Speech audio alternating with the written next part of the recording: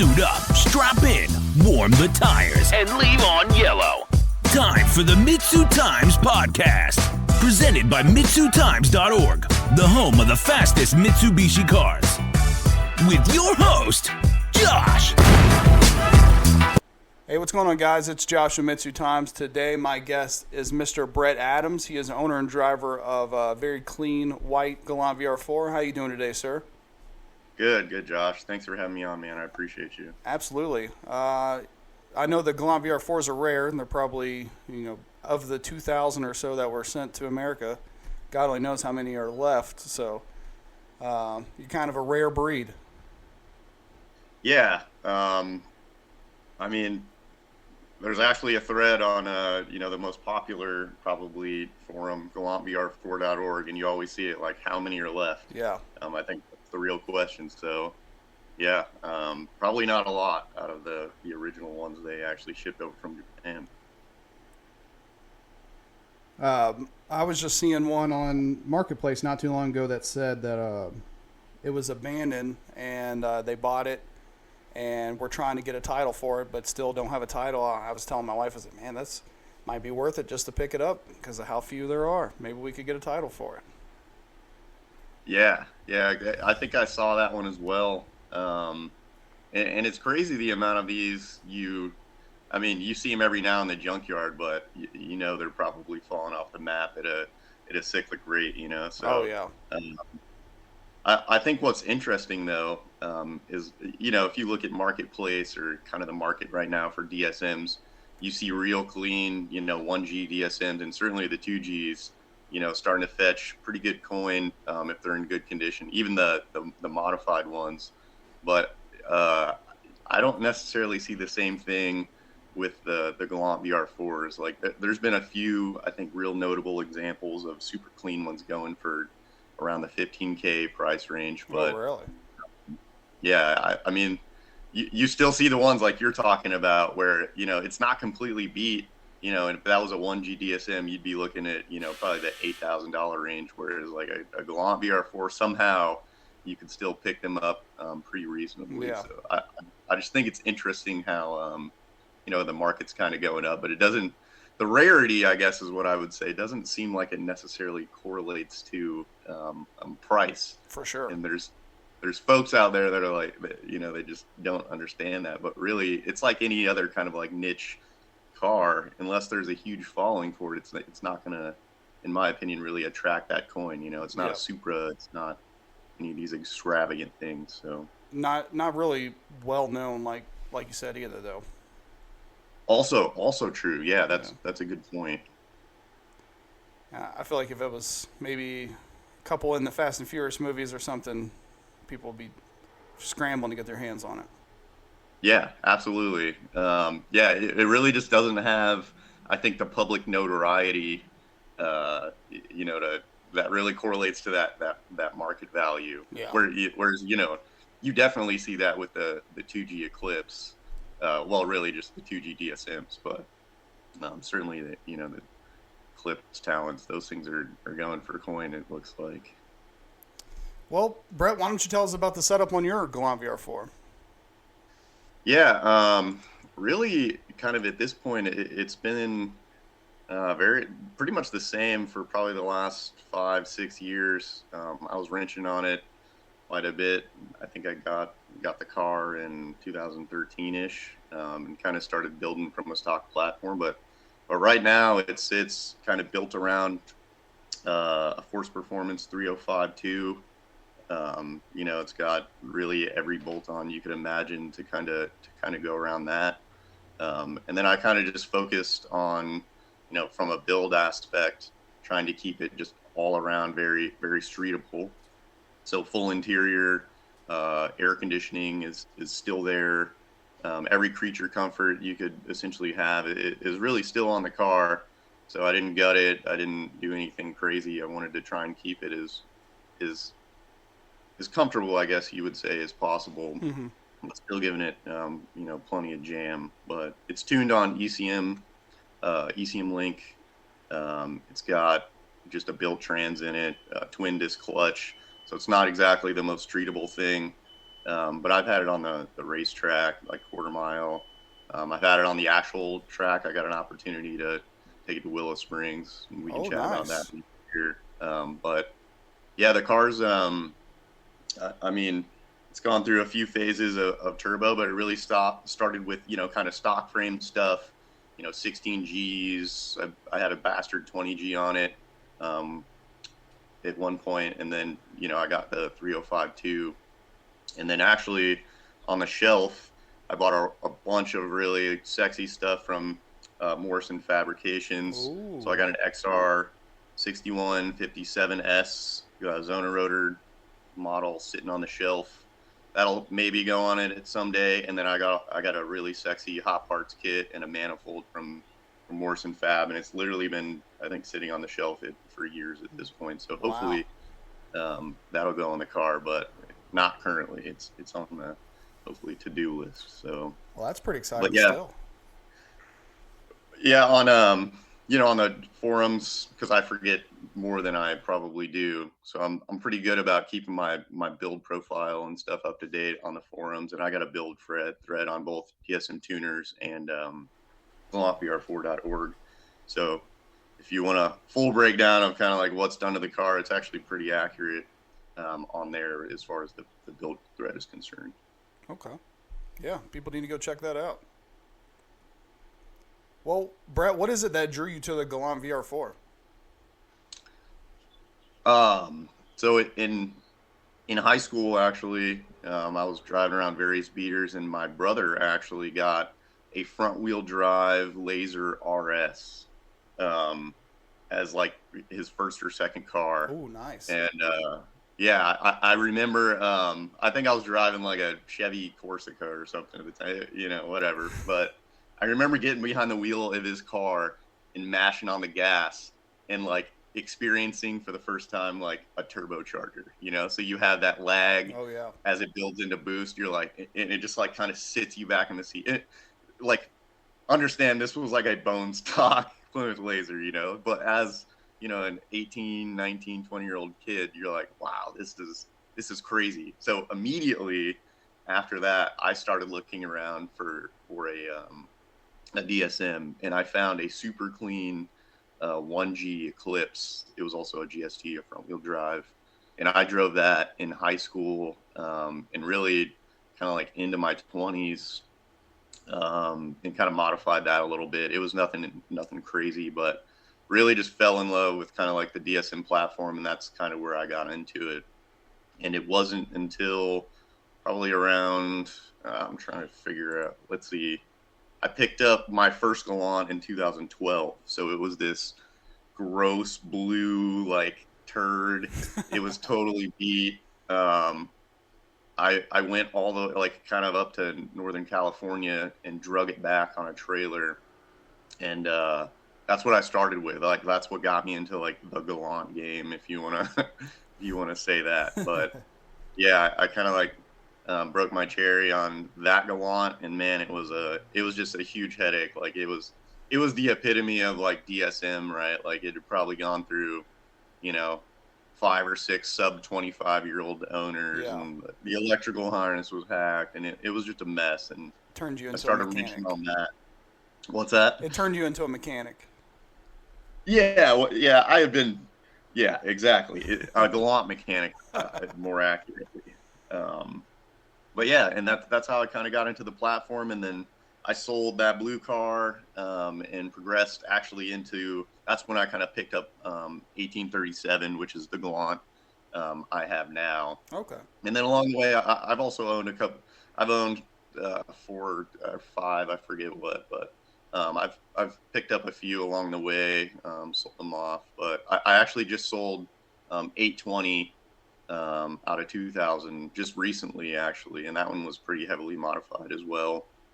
Put fender flares on it, which was a big it was a controversial thing, but the car's body was kind of beat a little bit, and I always wanted to like do it, so I just did it, and it got mixed reviews, but I kind of liked it. Certainly the kids liked it, so that's what matters. So what was this one like when you first picked it up? This one, So 1837 was actually super clean. So that blue turd was about 180 degrees off from 1837. I had been eyeballing that car for a while. There's a guy named Harold. He's pretty well known in the Galant community, and he at the time was actually like he's built actually a lot of super clean Galants. Oh. And I'd been eyeballing that one. He finally got to the point where like he was going to sell it, and I kind of like scrounged up the coin to grab it. At the time when I bought it, I want to say I paid him like 8 or 10 grand for it, which at the time was like a lot of money, for a Galant VR4. They were going, $3,000, $4,000, $5,000. So like a super clean one was fetching like 10 grand back then. I remember really like having to scrounge up the coin to like snatch it up, but it was a Southern California car for most of its life. So the body was super clean, and really it was again 180 degrees off from the turd that I had started with. So, I like to say I started with 1837, at least I started with like a really clean canvas. And I really I haven't, even to this day, I haven't done much aesthetically to the car. Mm-hmm. Harold, he had already had JDM bumpers on the car and all the like really desirable kind of exterior parts. So I kind of just took care of the performance aspect and really started throwing parts at the car and just making it a more capable platform performance-wise. Nice. So after having the first one that was a mess and then having this one, did you have any original goals in mind, or you just wanted to be able to actually enjoy a car instead of having to work on it all the time? Yeah, I honestly, Josh, like that probably didn't come until like I started to get older, like I think my initial goal is like everyone else, like how much power can I make? Like how fast can I make this thing? Like how ridiculous, like when I throw it up on the internet, like how many wows can I get because this thing is just an animal, Yeah. And that quickly for me, at least personally, got really old because as the car started to get more capable performance wise, like you start to break things, Mm-hmm. and those things become way more expensive. You don't just blow the turbo up. Like now I'm looking for a transmission, and fast forward to like time now, like we both know transmissions are not in, transmission parts. Good luck, So I think just a natural progression started like probably most of the, guys that buy DSMs and stuff. Yeah. Like I just wanted to make as much power and just have an animal of a car. And then now at this point, I've, I'm adamant essentially about what modifications I make to the car because I want to limit the amount of power and torque it's making because I don't want to buy a dog box, and some of the other really expensive and exquisite parts that come with making, 800-900 horsepower on these. Yep, for sure. Because then you're just going to be buying more and more parts. Yeah, and like, I've been fortunate enough, to kind of get financially to a point where like it's not as much of a money thing, but like it's a time and effort thing for me. Like Oh, I for feel like sure. these days, like I just loathe wrenching on the car. Like I'm almost one of those guys that would rather pay someone, to get under it and deal with fucking, just ripping the trans out for a whole day and then, being old and sore if you're me. So I'm certainly at that point myself. yeah, I think we all get there at some point, and you realize wrenching on like this greasy ass car or even a pseudo clean one, if you're me, isn't as much fun as it used to be. It's more fun just to like get in it, kind of mash on that, be a little bit impressed, and be able to put it in the garage that night in one piece. Yep. Yep. I even my daily now, I'm like, no, just take it to a shop. I don't even feel like messing with even the easy stuff. Yeah, right. Yeah, it's crazy how you get to that point. There was a time in my life where like I would get off work Friday and spend all week wrenching on the car. It wasn't even too long ago, but that kind of just quickly changed as time started to dry up. And things changed. So what other setups have you had on this car, Brett, that you really liked? Um, like I said, kind of previously, like I never really did, like just talking about turbos, for example, I never really did anything super crazy. Oh, okay. I really started with like stock frame stuff. So, I think when I got the car, it maybe had a 16G on it, like a small 16G or something. I went to an Evo 3, and then I went to a Bastard 20G, which is an interesting turbo. You can get like a 20G compressor, right, and kind of disassemble the MHI stuff because it's all journal bearing. Right. And I threw together what is called like a Bastard 20G, right? So it's got a 20G compressor. It's got your regular like TD05H turbine. But I made like pretty good power on that. I think that's the first turbo where I got kind of like into the 12-second range at the track. Yeah. And that was on E85 also, so that was a huge help. I was always dog shit on pump gas. Not saying I'm the best or worst tuner ever, but like I just never had a lot of success, with the baby turbos. And right, like the science behind it checks out, but I quickly realized like if I was gonna make power on some of the smaller snails, right? Like I swapped to E85 pretty early on with the car, and then from the 20G. I think I progressed to a 68 HTA, which is a really, really awesome turbo for the money and like what it is.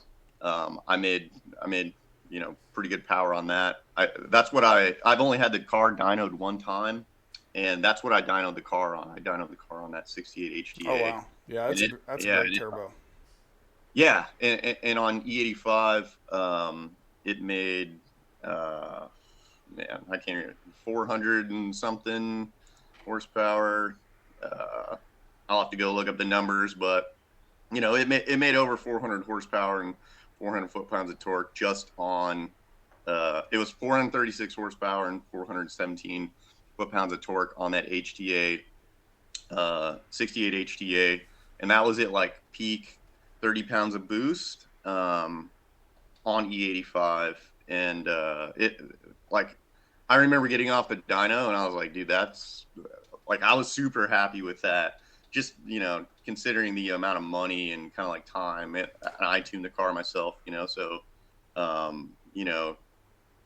to me, I was pretty impressed with those numbers. And now with essentially from there, I progressed to the ball bearing turbo. So I got the 305.2 on it right now. Again, kind of focusing on like streetability. I looked at putting a much bigger turbo on the car, but then really thought about like what I wanted to do with it, and decided against that. So right now, even to this day, it's got the 305.2, and really I kind of like benchmark it with like the turbo, because like every time I would upgrade the turbo, I would try to like match that with cams, injectors, other stuff. So like along the way, I got all of the supporting mods, kind of to support those things. But right now, as it sits with the 305.2 on it, it's really just kind of built to just spool very quickly, make power and just be very, very reliable. I like that. There's nothing wrong with that. So Brett, you think looking back on it now, you would still go back and pick this car up, or would you try to repair the first one you had? No, honestly, I probably would have saved my money on the first one, and like just if I knew everything I knew now, in retrospect, I would have told old me like, 1813, like that ain't it. Maybe wait for 1837. But what I did get out of that first car was just like a lot of just a lot of heartache and hard lessons learned. Yeah. It's also the car, right? Like I really just kind of got familiar with the community, so that's kind of when I joined GVR4.org and met a lot. Well, really didn't meet, but like got familiar. I did meet some guys, no kidding, in person, just from the car hobby, as you do, but the OGs kind of like that were around back then. I still see them around or, see them on social media today. And those were the dudes that really kind of like went out of their way to help, whether it was a problem with tuning or like trying to find parts. But that was huge for me, right? And that car was the thing that kind of got me to that point. So I don't want to say it was all for nothing. It's kind of like anything else where there was certainly, some good that came out of it. But that car was a complete ass pain. And if I could have just got rid of the car part and got all of the other experience and connections, I definitely would have foregone that, I think. Yeah. I think that's really fair. Yeah. So, Brett, what is it about this car that motivates you to keep going? I mean, you said, you kind of got it to where it's just reliable and fun. What was it about this car that made you want to just get it to that point? Like I said, I think initially I wanted something that, was fast. But now I think this car specifically, just the uniqueness of it, Mm-hmm. like I don't drive it a ton, like most of the time it literally just sits in the garage on a battery tender, right? But when you do drive it, when you take it to Cars and Coffee, or when you take it really like anywhere, right? You can be parked at Walmart. Like if anybody that knows about DSMs or really Galants, but really just Mitsubishi enthusiasts, and then outside of that, just kind of like car guys. Mm-hmm. Like if they at all have any idea what it is, they automatically like want to talk to you about it. Again, they're like you kind of let off with. They're rare. You don't see them out, and when you do, people are like, "Whoa!" Like I want to see that thing, and like it's clean, so people aren't looking at it like a clapped out DSM. Right. So really for me, like people just want to talk about it, which is super cool. Because most of those people, they're like, oh dude, I had one of these in high school, or like, yo, I'm a huge DSM guy. And I can't tell you like how many people I've met just in passing because they saw the car out, and like now they're like friends or like points of contacts that I've like changed parts or information with, just by virtue of just being out with the car. And like for me personally, I haven't owned another car like that, right? Like I got a C63 AMG. Like nobody gives a single shit about like that thing anywhere, right? Unless you're posting pictures of it on the C63 forum, right? Like people could care less about that car. But this Galant for me, it is not like that at all. And again, like it's kind of a niche thing, but at the end of the day, if you know what it is, most of the time, like somebody's going to try to talk to you about it, for sure, which is super cool, And I feel like Evo owners, they usually kind of stick their nose up at DSMs, but Galant GVR4 is like a totally different thing. Like you see even people who are like solely Evo guys, like, oh shit, let's check out this Galant. Yeah, and I've got a lot of that. Yeah, that's kind of exactly what I'm talking about. Like somehow you got like this hall pass where like you're cool no matter what, right? For sure. And nobody is like really mad about what you got, versus like kind of to your point, like maybe that exclusivity isn't unique to like the 1G or 2G guys like that. But yeah, that's definitely an interesting point. So Brett, what are the goals for 2024 with this car? Man, honestly, probably not a lot. Just enjoy it. Well, so I'm military, so like I got a deployment and stuff coming up, so like completely, like I probably won't make it to the shootout and stuff this year, unfortunately. But after that, the hope is to like actually get some time to start wrenching on the car. Maybe get the turbo setup that's been on the shelf for years on the car. But really, I drive it every now and then, Cars and Coffee, Mm-hmm. just kind of trying to keep it, make sure it's not completely broken from sitting in the garage, which happens somehow. I don't know how, but it does.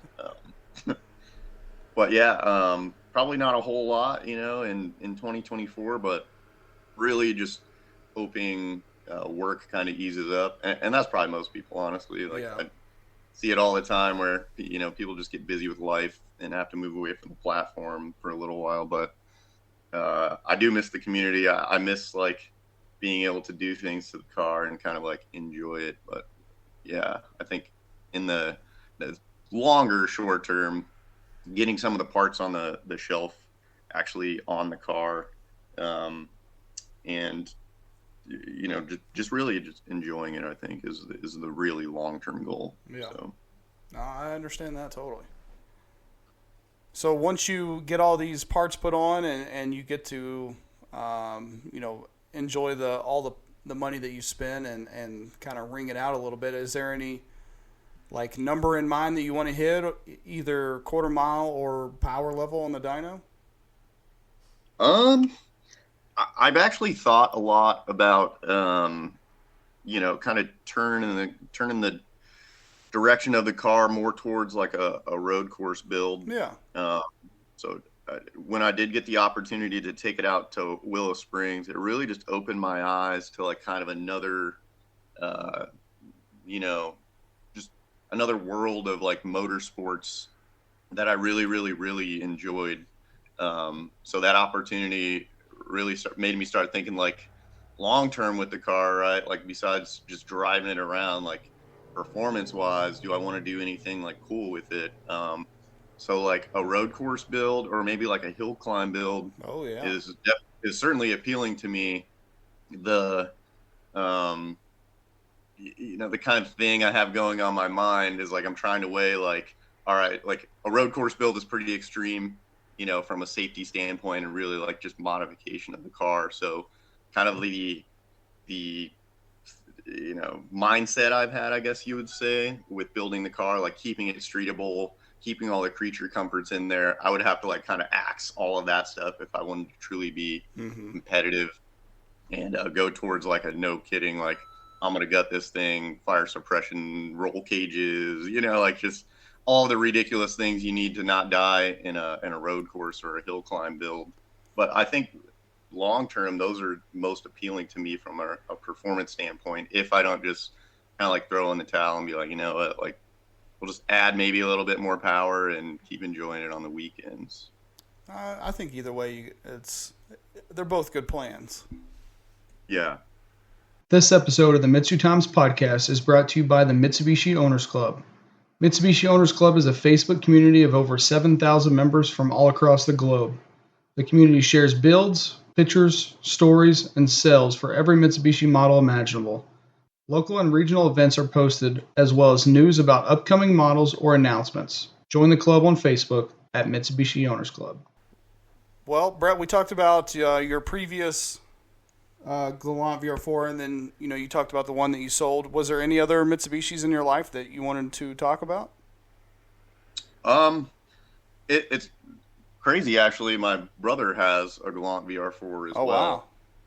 Wow. Yeah, he doesn't talk about it or get on the forums much anymore because his sits in the garage more than mine does. But yeah, my brother, who kind of like started me out in the game, and then his little shitty 1G laser actually picked up a Galant VR4. So we've got a couple in the family, and then just a lot of my close friends also have cars. There's a couple guys up here in Southern California that have cars, but they always, for whatever reason, the Galant guys always seem to be kind of like hermits, like you don't you don't see them around a lot, and they don't bring their cars out a lot, but there's some really clean ones out there. You just kind of got to know who they are. Even me, like I'll discover there's a local guy with a Galant, and sometimes to my surprise, a clean Galant.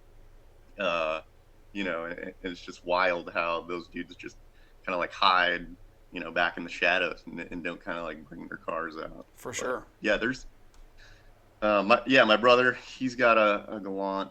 That's probably the most notable one, as far as like, people I know personally, but I think I keep trying to talk him out of selling out because he's always just contemplating why it still sits in his garage. So and that's also probably most Galant guys, even myself. So well, I mean, if it sits in his garage, would it not be better for him to sell it to somebody who might get it out more? I don't know. I'm kind of torn there.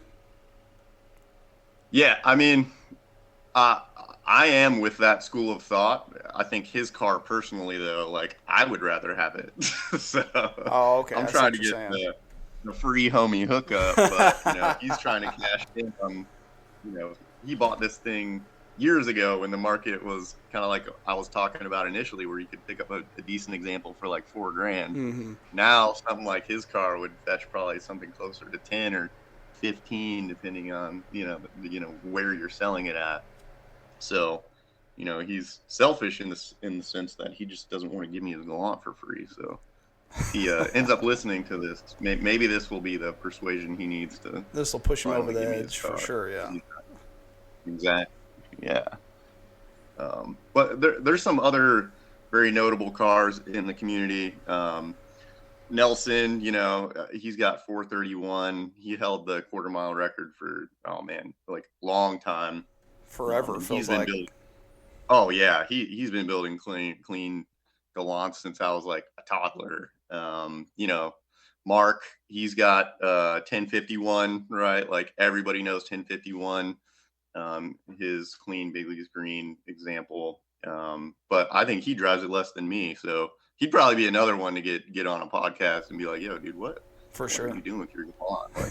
Like, but yeah, look around. There's some really, really clean examples out there, and some of these guys have been building these cars since like I was just a kid, before I had a license, which is awesome because those are also some of the same guys who would come to the forums and help out the noobs like me back, early 2010s, just getting into the platform. Like they would come and be like, "Hey man, like probably not a good idea." And I'd be like, "Whatever, you're stupid and old."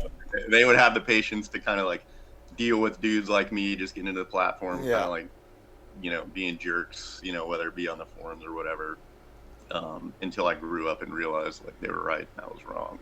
Sometimes you got to learn the hard way though. Yes. And I think most guys certainly do, right? Just like I did on the beater that 1813 was when I got it. Like that car really, it learned me a lot. So. Well, Brett, if someone out there, they bought a Galant and they're thinking about doing some modifications to it, because I know there's still some out there that are pretty close to stock, what advice would you give them for their build so, they won't make any bad decisions or wasting a whole lot of money? Yeah, just start slow.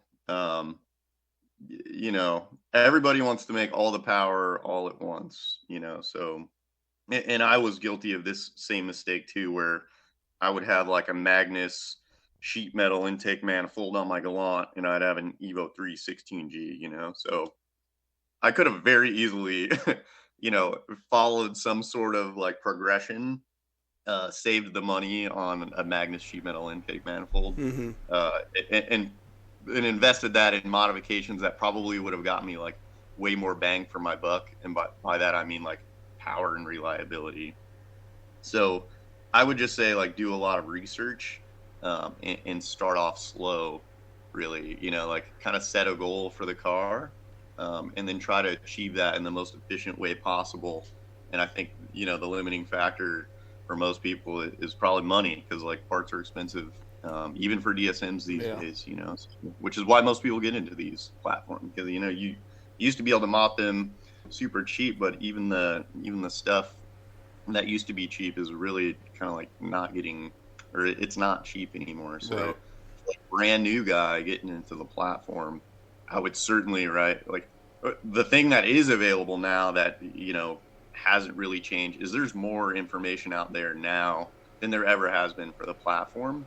And what I would say with that is there's more people who are, one, willing to help, but two, just like truly experts at, being good at modifying the platform, right? Like whether it's Kevin, like giving you a remote tune, or, like these guys in the community are like insanely good at what they do, and leverage those folks, because a lot of them are dedicating their time in some cases for free. Oh yeah. Which is crazy to me, right? Because I'm like looking at, like, I don't even have time to barely start my car on the weekend.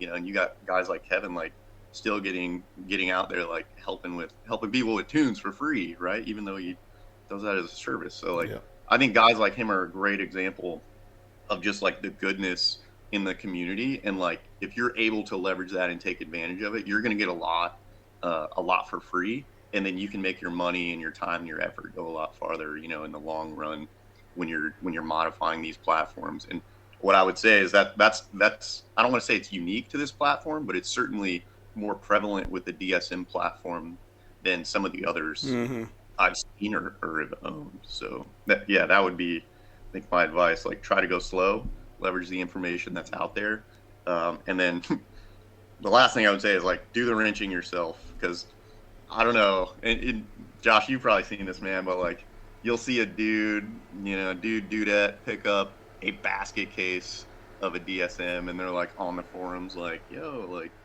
how do I put this boost controller on? And you're like it doesn't even have a valve cover, right? And they're being holes, I'm like, brother, like, it's not where you want to start. Sell that. Yes, dude, sell that car. Like, if you're not the guy, like, and it's not as being assholes, right? Like, it's just, that's good advice, right? Like, if you're not the guy that's going to do the research, and turn wrenches on your car, like on a DSM, like, dude, sell that shit now. Like, go get something that is more mainstream, because like, this platform will break you both, mentally and financially.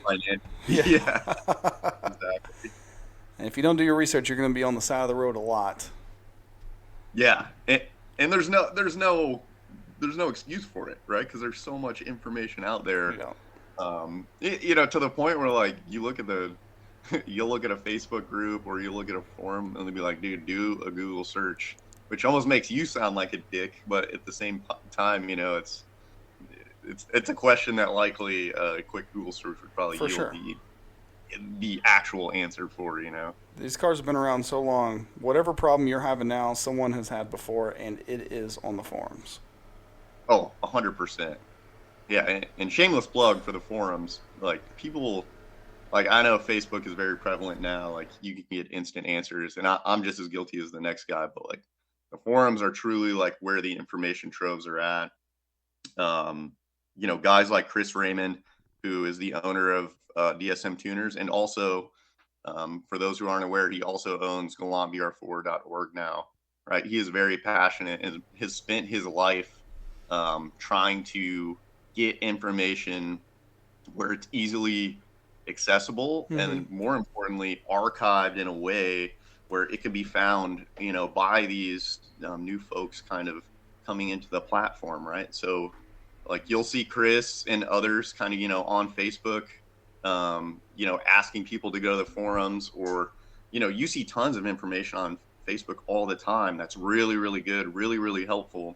The problem with that is it's not archived, and it's not searchable in a way that I can go to one place now and find that information. Right. And something Chris and I and a lot of folks, really involved with the platform are concerned about is like that information essentially is going to be lost. It will be lost and buried, and not valuable to anyone, because like, it can't be leveraged in the future, whereas with the forums, right, when you're putting information on the forums, right, that will pop up in a Google search, right? Like, I can plug in a couple keywords, and the awesomeness that is Google will no kidding pick that out of DSM tuners, right? Just based on some keywords and some algorithms, and like, boom, like, now you have that information at your fingertips. And you've probably seen this, Josh, like, even if the information is aged or old most of the time, because these platforms are old, it's still applicable, right, and valuable, still usable. So shameless plug for you guys out there, like, really like grinding on Facebook, trying to help people out. Like, if you could throw that grind on like DSM tuners, you can throw that information on GVR4.org. Like, you're not only helping that guy, you might be helping out like in real time, but you're helping out like an infinite amount of people who get into this platform who suddenly like need an answer to that one question. So like, we, as the kind of sages of the community that have just been around a while and have been, wrenching on the platform, us being the guys that are like, do a Google search, bro. Like, come on, this question's been answered a million times. Yeah. In fairness, if we're not putting that information in a place that's easily accessible, like the forums, really we're not doing them any favors. And kind of like, in my mind, like, you can't be the guy that says do a Google search when you're not the guy providing information in a way that like Google can find it, you know? So, shameless plug. I just want to throw that out there, but I think this is a good platform to kind of like just get people in the know about, how we can truly like help the community as a whole by just putting information in a place where like it helps future DSM guys. Yeah, for sure. So, Brad, I know you said that you got an upcoming deployment coming up. Is there any events that you plan to attend in 2024? I think for me, like the big one's the shootout. Seeing you guys really like grind, like getting everybody together for the shootout, just making that event like really, really awesome, like year after year, improving it. Like for me personally, right, I see that and I'm like, man, like I want to go and capitalize, no offense, capitalize on your guys' for sure hard work. So the shootout, I'm going to do, I think, what I can to make it to the shootout. But if I'm not able, really, like, at the end of the day, probably like the biggest event I'm going to be able to go to is like a local Cars and Coffee, or probably here actually in the next couple of weeks. We used to do like kind of like Gallant meet days or DSM cool. meet days. So I was going to try and throw one of those together here in the next few weeks since, 4th of July is coming up and folks will have some time off. But outside of that, unfortunately, I don't think I'm going to be able to make it to any big events. But mod, not a thing anymore. I used to go to mod every year, but now that Mitsubishi, has fallen from grace, I guess I'll put it nicely. Yeah. They don't even do, the official mod events anymore. So really the shootout's kind of it for me, outside of like, little meets and stuff. Now they did not a lot of. Did they do an unofficial one last year? I thought I remember seeing something. I don't think they did for the West Coast. They just did a mod. They called it a mod event. I think it was in Ohio, actually, somewhere in the Midwest-ish.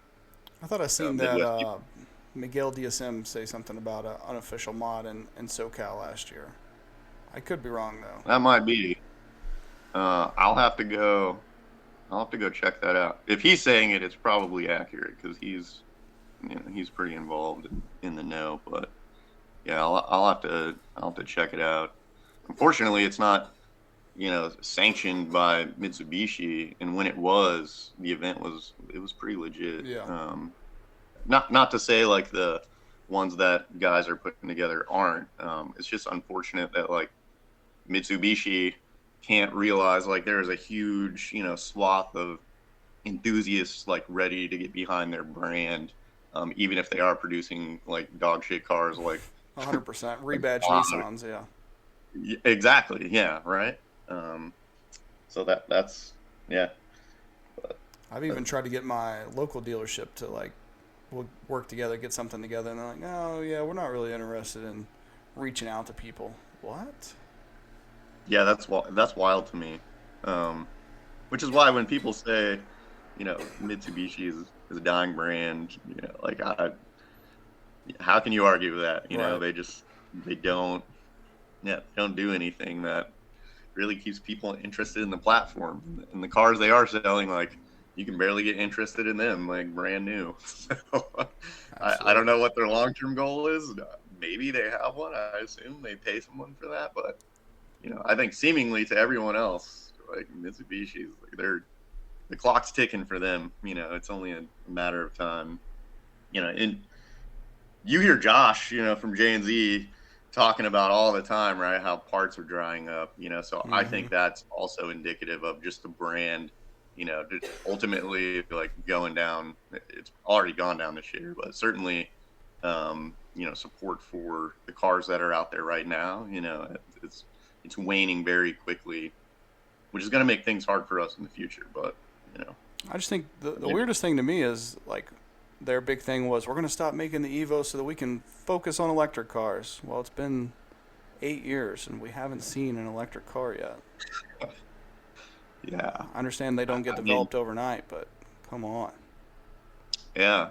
And I mean, like, obviously I've never dug into the numbers. I'm sure a numbers guy at Mitsubishi would be the one, to really, like, answer the mail on this. But seemingly, right, from the outside looking in, as a regular dude, the Evo, like, that thing sold. There's people right now that would buy Evos, if you could go Mitsubishi, throw the coin in for one and get one, right? So, like, there's certainly a market for these cars. Like, you see, right, Supras, GTRs, right, cars that I would think would probably these days fetch exponentially.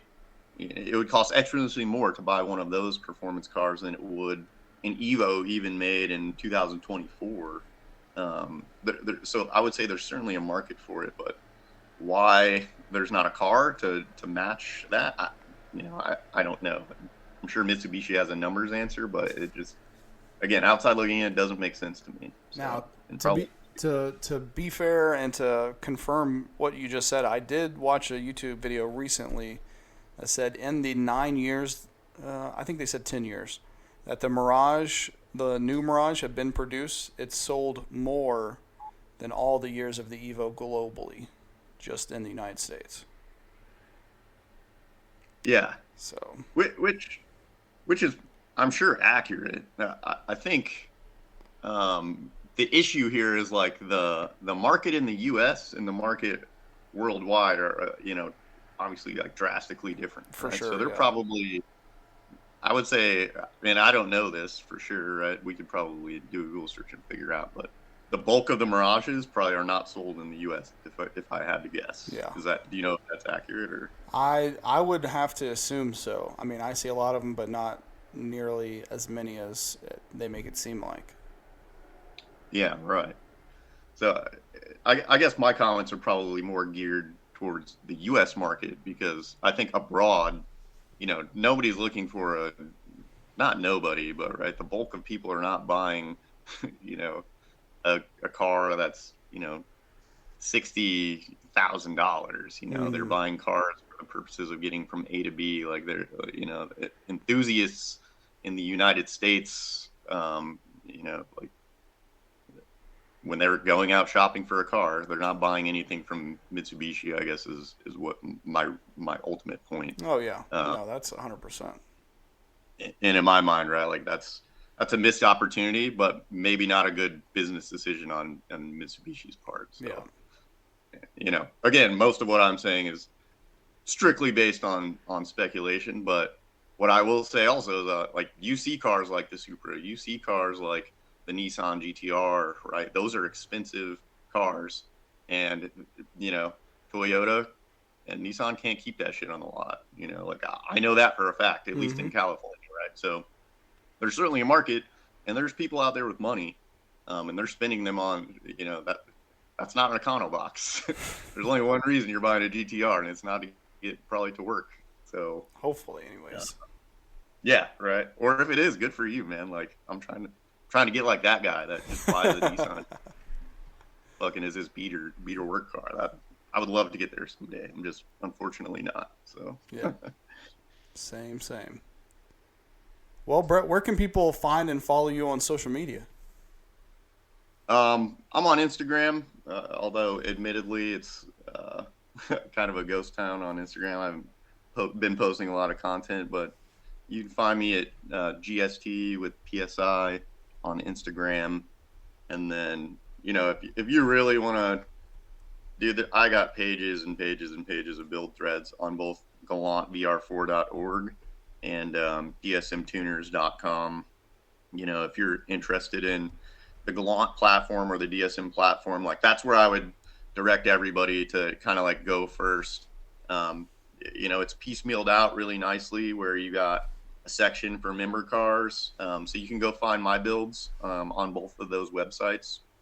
DSM Tuners probably being the one that is just laid out the nicest, so you can navigate and actually just see the stuff that you want to see, and you don't have to read the stuff that you don't.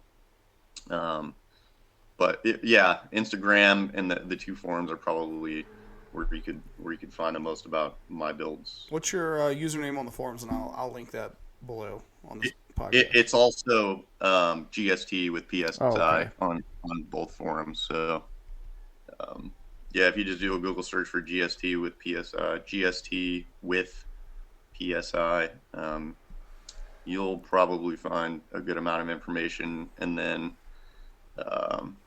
there's some other stuff out there on YouTube. I have a YouTube channel, but I was also lucky enough to have Hoonigan do a little bit on the car. So if you just search like 500 horsepower Galant or Galant VR4 YouTube, you could probably find some of the YouTube features that Super Street, Hoonigan, and who was the other one? At the time, Wheelwell, but they've kind of fallen off the map. But those three back a few years ago did a bunch of stuff with the car. That's kind of where I got my shot to go to the track. So those are out there as well if you're just Google searching around looking for information about the car. Heck yeah. Well, Brett, at the end, I always give people a chance to give a thanks or a shout out to anybody who's helped them get where they are, get their car where it is. Is there anybody that you want to give a shout out to? Yeah. Again, shameless plug for the forums. Chris Raymond, like huge. If you guys don't know, like he is the DSM tuners guy, right? He is the one that made and has made that resource available for everyone for years. So huge shout out to him. Josh at J&Z, all right, Morrison Fabrications, like all of these folks that are still like supporting the platform and making almost no money doing it. Like, like huge kudos to them. Right. Like, even though I don't know them personally, like I see the work, time, and effort that they're, Kevin Jewer doing all the tuning stuff for everybody, right? Just being a boss out in the community, that really just the OGs and the people that are still making parts for these cars, even though there's no money in it, right? Like just huge shout out to them. But really, like, please, if you guys can, get on the forums, post information there, right? If you're posting awesome information, please just make sure it gets to people where our DSM friends can find it, 10, 20 years from now, hopefully. Yeah. Well, yeah. And then my wife, she's awesome. She supports everything I do, and she's tagged along on late night parts trips and helped me drag Galant shit boxes out of holes that I never should have dragged them out of, and then saw me hand over real money for these things. So she's always supported that. She is awesome. So good. Yeah. All right, Brett. Well, thanks again for coming on here and sharing your story. I hope that we can get some more people to check out the forums and maybe even some more people interested in Galant VR4 if they're not already. Yeah, that would be huge. And reach out to me. You can always send me a message on any of these social media platforms I mentioned, on the forums as well. If I don't know the answer, usually I know who does. So please, I throw that out, as an open invitation. If you're interested in the platform or you have any questions specifically, like I can always do whatever I can to point you in the right direction or provide that information. So awesome. that really is, I think, truly what makes our community awesome. Yeah. So I'm part of that for sure.